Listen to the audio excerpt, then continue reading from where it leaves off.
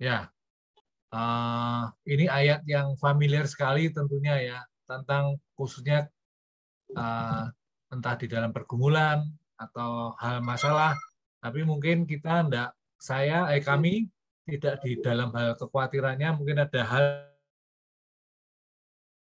kami mau sharingkan. Baik, saya akan bacakan Filipi 4 ayat 7. Janganlah hendaknya khawatir tentang apapun juga, tetapi nyatakanlah dalam segala hal keinginanmu kepada Allah dalam doa dan permohonan dengan ucapan syukur. Damai sejahtera Allah yang akan memelihara hati dan mu dalam Kristus Yesus. Ya, Bapak Ibu, kalau kita lihat di khususnya judul kami itu hati dan pikiran, mungkin saya akan sedikit apa tahu bedanya hati dan pikiran ya. Mungkin kami akan membuat men-sharingkan apa yang kami dapatkan ya, yang kami bisa peroleh. Yang pertama adalah kalau hati ini berkenaan sesuatu hal yang dominan pada emosi atau perasaan ya. Saya kira ini hal yang mendasar yang Bapak Ibu juga banyak tahu. Yang kedua tentang pikiran yang lebih banyak pada logika atau rasional. Nah, tentunya dalam kondisi yang baik maupun dalam kondisi yang sulit, tentunya hati dan pikiran harus sejalan, ya, harus terarah. Tidak boleh satu saja menonjol terlalu berlebihan. Nah, sedikit kesaksian kecil Bapak Ibu. Saya mau jujur, saya mau menceritakan pada waktu kami mendapat tugas itu hari Selasa malam ya, Selasa malam. Sehingga jujur memang dalam saat ini minggu-minggu ini saya sendiri sedang mengalami pekerjaan yang cukup menyita pikiran saya. Sehingga waktu kemarin sebetulnya ada salah satu teman yang harusnya mendapat tugas ini, tapi karena berhalangan, kemudian saya ambil tugas menyampaikan sharing ini. Cuman memang ya, sekali lagi seperti tadi Erasmus katakan, pelayanan harus tetap jalan, apapun yang saat ini kita lalui. Ya, kami mempersiapkan. Cuman sekali lagi, hati dan pikiran saya ini tidak sinkron banget ya, sehingga ternyata dalam mempersiapkannya saya lebih ke hati tapi menonjolnya yang kurang bagus, apa emosi ya, sehingga malah pagi tadi saya melakukan hal yang marah dengan istri ya, sehingga saya pikir loh kok gini ya malahan ya, sehingga ya puji Tuhan saya waktu di pekerjaan saya tetap WA dia, saya minta maaf karena saya melakukan sesuatu kata-kata yang tidak benar ya seperti itu, karena ternyata hati saya, emosi saya lebih gede dari pikiran saya sehingga tidak sinkron, sehingga untuk mempersiapkan sendiri waduh agak kacau. Tapi sampai sore ini oke lah, masih bisa kita atasi ya. Dan makanya di saat kita jadi diberkati pun itu pun ujian ya, ujian buat hati dan pikiran kita, bagaimana kita bisa menempatkan hati dan pikiran kita menjadi berkat itu sendiri. Kira-kira kalau awal dari saya itu mungkin ya. Silakan. Ya, malam semua teman-teman. Topik ini kita pilih karena kami merasa bahwa selama ini hati dan pikiran itu seringkali banyak mempengaruhi bagaimana kita bersikap gitu ya.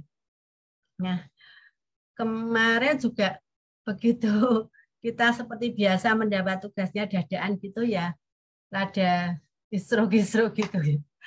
Nah, sampai saya ngomong sama Devi, Dev, rasanya kok spesialis dadaan untuk solo ya Dev ya. Nah, jadi gini, saya ingat bahwa seorang atlet itu untuk dia bisa berdiri di panggung, di podium kemenangannya itu ya, untuk dia bisa naik elevate itu dia harus menyiapkan bukan hanya secara tubuhnya ya, jadi bukan hanya tubuhnya, tapi dia juga benar-benar harus menyiapkan hati dan pikirannya ya, supaya dia bisa konsentrasi, supaya dia bisa akhirnya sampai menjuarai dan naik ke atas podium itu. Nah,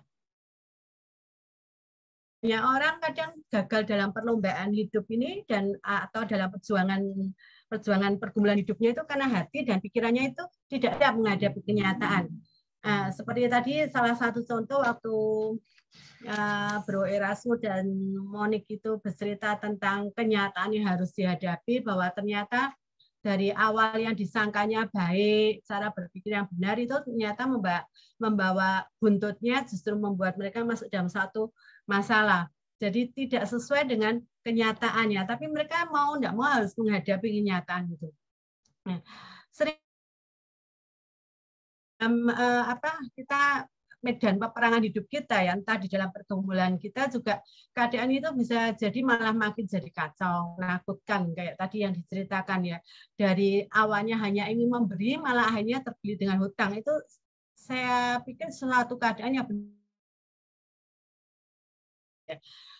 tidak sesuai dengan yang mereka bayangkan. Harusnya kalau mereka memberi ya namanya taburan pasti akan berkat. Mereka tidak tahu bahwa tidak selalu kadang itu sesuai dengan apa yang mereka pikirkan, apa yang mereka rancangkan, mungkin seperti itu ya.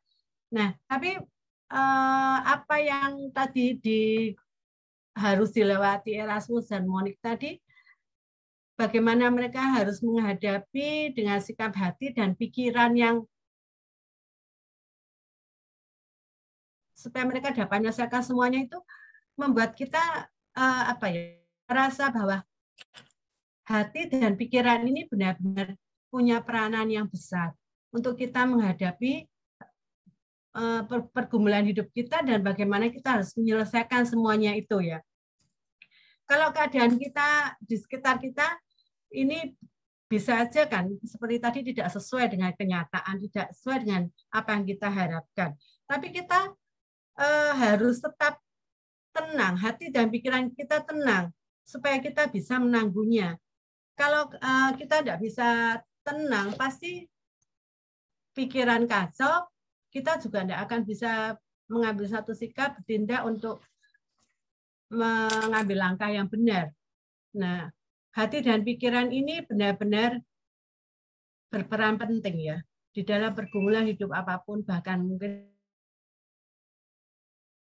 kerjaan pun ini akan mempengaruhi semuanya. Kalau semuanya baik-baik saja, bisa saja hati dan pikiran ini juga kacau. Karena ada banyak hal yang mempengaruhi. Keadaan yang baik-baik saja, seperti tidak ada masalah, hati dan pikiran bisa saja kacau. Nah, kalau ini tidak bisa dikendalikan, pasti akan membuat orang tersiksa. Saya mendengar sebuah pernyataan dari seorang dokter yang mengatakan bahwa waktu pasiennya datang itu, waktu mereka menceritakan bagaimana sakit penyakitnya, dokter ini mengatakan kadang tuh mereka tidak selalu sakit secara fisiknya yang mereka kelihatan, tapi bisa aja karena dari hatinya, pikirannya, dan itu muncul akhirnya menjadi sebuah sakit penyakit.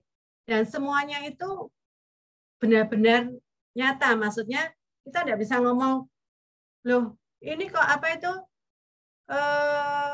udah benar misalnya, cara hidupnya benar, tapi hati dan pikirannya itu kacau, tetap aja akan mempengaruhi bahwa kondisi tubuhnya enggak bisa benar-benar maksimal baik atau minimal di optimalnya ya. Tapi bisa jadi justru ada hal-hal tertentu malah muncul sebagai sebuah penyakit gitu ya. Nah, itu yang bisa mempengaruhi hati dan pikiran kita. Ya, tadi sudah disinggung oleh istri saya bagaimana bahwa ketenangan hati dan pikiran sangat mempengaruhi.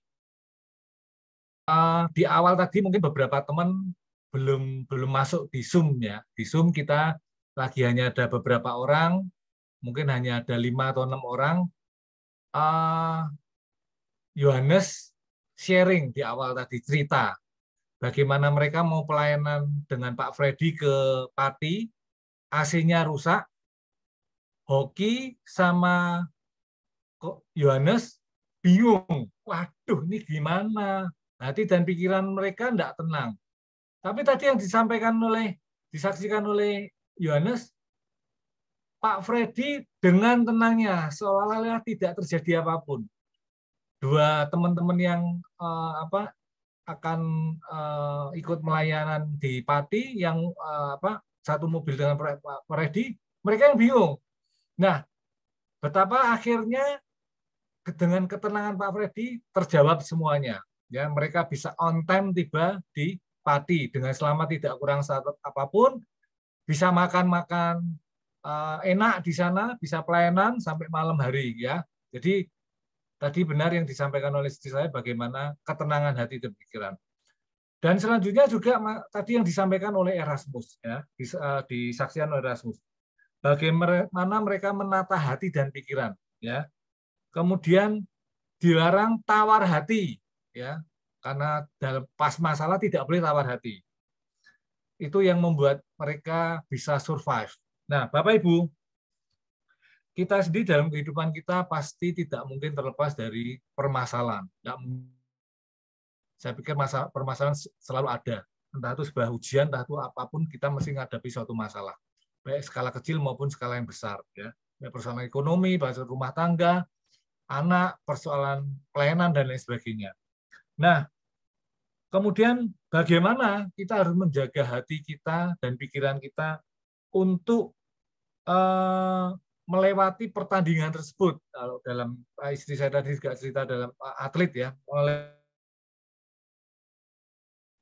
Yang pertama, kita mesti membangun ketergantungan kepada Tuhan. Ini poin yang pertama, membangun ketergantungan kepada Tuhan. Lewat apa? Lewat doa. Ya, tadi Erasmus juga sudah sharingkan, saksikan. Persoalan mereka bukan persoalan yang remeh-temeh. Kami tahu karena kebetulan kami satu tim, ya. Kami tahu karena satu tim di Solo, kami tahu persoalan mereka dan bukan hal yang remeh-temeh. Jujur cukup besar, ya. Bahkan menurut ukuran kami besar sekali. Tapi puji Tuhan, tadi yang disampaikan Erasmus, mereka dalam persoalan seperti itu mereka tetap doa sepakat, ya. Teman-teman kalau kita ingat ya, kalau kita waktu retreat MOU, kita evaluasi atau kita sharing setelah acara retreat, salah satu nomor 2 biasanya yang sangat memberkati retreat tersebut adalah tentang doa sepakat. Selain yang pertama adalah tentang pengampunan. Ya. Jadi bagaimana Erasmus dan Monica tetap berdoa, ya. Dengan berdoa mereka berarti menggantungkan tentang bagaimana Musa sangat bergantung kepada Tuhan. Kita tahu Musa memimpin umat yang sedemikian ya. Yang dikatakan ada 1 juta lebih ya. Melewati pasir yang di padang pasir notabene atau identik dengan kesulitan. Musa sangat bergantung dengan Tuhan. Yang kedua, kalau kita dibaca di 2 Samuel 22 ayat 7, demikian pula Daud. Ya. Dia sangat bergantung kepada Tuhan, apapun yang permasalahan dia akan berseru-seru kepada Tuhan. Nah, 2 contoh itu yang membuat kita harus yakin bahwa apa toh dengan pikiran kita siap untuk melewati pertandingan, yaitu bergantung. Yang kedua, membuat ucapan syukur sebagai gaya hidup, ya, membuat ucapan syukur sebagai gaya hidup. Hal ini gampang enggak? Susah sekali, ya, susah sekali, enggak gampang. Seperti yang tadi saya sudah sharingkan juga saya saksikan, mungkin pikiran saya pas berat. Tapi saya tidak memakai rasional saya atau logika saya harus bagaimana mengerem ya atau meminimalkan apa yang jadi beban itu. Sehingga yang kuat emosi saya, sehingga saya harus marah dengan istri saya tadi siang ya. Tapi ya puji Tuhan saya tetap bersyukur, kemudian saya minta maaf dengan dia, ya akhirnya bisa saya mempersiapkan meskipun ya mungkin tidak maksimal ya, tapi saya rasa mudah-mudahan saya yakin Roh Kudus juga memberikan ini jadi berkat buat teman-teman. Ya. Teman-teman, sebenarnya kekhawatiran dan berdoa itu adalah suatu hal yang bertentangan. Ya, karena kita merasa bagaimana kita dalam keadaan yang sedang khawatir kok berdoa gitu. Biasanya kita merasa males ya, maksudnya susah kok kita harus berdoa karena kita merasa lebih baik dong cepetan gitu, harus ada penyelesaian bagaimana. Kalau bisa itu kita sodorkan pada Tuhan proposalnya, Tuhan ini langkahnya ini Tuhan A, B, C, D. Jadi kita yang mengatur, Tuhan yang bergerak. Sesuatu hal yang sebenarnya terbalik. Tapi sebenarnya justru di saat kita ini khawatir dan kita harus bergantung sama Tuhan, itu doa adalah satu-satunya jalan. Untuk saya pribadi kadang kalau sulit berdoa di masa-masa yang memberatkan, saya lebih suka memuji Tuhan. Karena di dalam pujian itu saya merasa Tuhan sedang berbicara pada saya, menguatkan saya melalui kata-kata lagu itu. Dan minimal waktu saya menyanyikan, memujikan itu, saya mendengar kata-kata positif, kata-kata yang menguatkan dari lagu, menguatkan jiwa dan roh saya. Ya, otomatis itu membangkitkan iman saya ya. Seringkali peran kita ini juga dipenuhi imajinasi yang tapi kita mikirnya seandainya atau sekiranya bagaimana ya yang dan tapi itu justru mengganggu kondisi hati. Nah, begitu kondisi hati kacau, pikiran kita juga tidak bisa fokus. Seperti seorang atlet, kalau dia sudah kacau, pikirannya tidak bisa, pasti dia tidak akan bisa menyelesaikan pertandingan itu dengan baik. Padahal kita ini sebaiknya selalu kita ini menyelesaikan pertandingan kita dengan baik, bahkan sampai finish strong. Oleh karena itu, mari belajar untuk kita sama dalam kondisi justru apapun yang sedang dihadapi, kita berdoa. Dalam keadaan tidak ada masalah pun, baiknya kita juga berdoa, berjaga-jaga. Kan saya melihat di beberapa teman ya, waktu mereka merasa doa semuanya beres kok.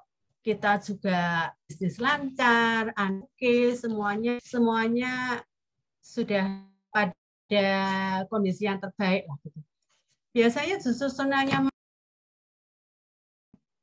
mudah ada seperti ada celah untuk kita tahu mungkin kita tidak disadari kita makin jauh sama Tuhan. Sebaliknya firman Tuhan juga mengatakan bahwa kemalangan orang benar itu banyak, tapi Tuhan meluputkannya. Jadi saat kita di dalam satu pergumulan, dalam suatu masalah, itu membuat kita Tuhan kita berdoa. Dan waktu kita berdoa agar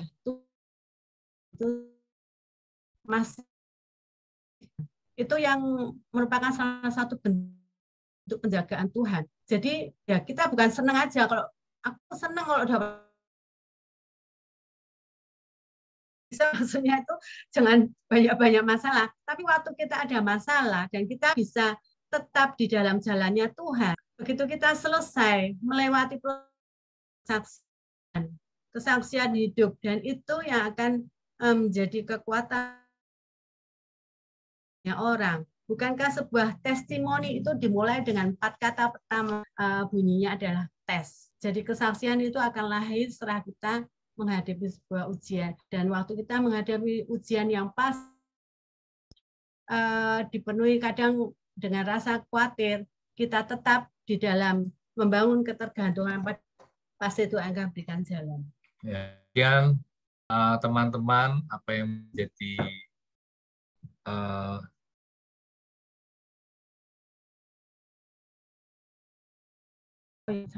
ya, betul, mengendalikan kami bagaimana tadi dua hal terbesar ya teman-teman, bagaimana untuk hati dan pikiran setiap pertandingan.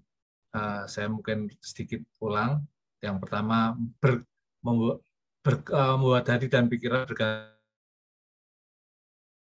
doa, ucapan syukur. Ya, untuk kita sebagai suami istri kadang jadikan kaca, karena waktu pikiran kita ini negatif terus terhadap pasangan, pasti hati kita akan timbul rasa yang tidak senang.